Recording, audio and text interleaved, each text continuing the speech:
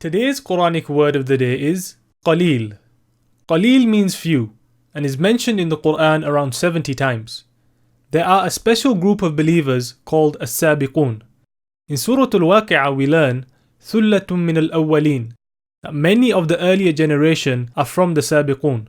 وَقَلِيلٌ مِّنَ الْآخِرِينَ Few of the later generations like ours are from the sabiqun. Allah subhanahu wa ta'ala also tells us وَقَلِيلٌ مِّنْ عِبَادِيَ الشَّكُورِ Only a few of my servants are truly grateful. So we should aim to be from these special few people who are beloved to Allah subhanahu wa ta'ala, and not be like the people Allah mentions who قَلِيلًا مَا تَذَكَّرُونَ make little remembrance, and قَلِيلًا مَا تُؤْمِنُونَ have little belief. So we pray Allah subhanahu wa ta'ala makes us from those special few. Assalamu alaikum wa rahmatullahi wa barakatuh. If you've benefited from this video, then don't forget to like, share and subscribe, and press the notification button so that you don't miss out on any new content inshallah.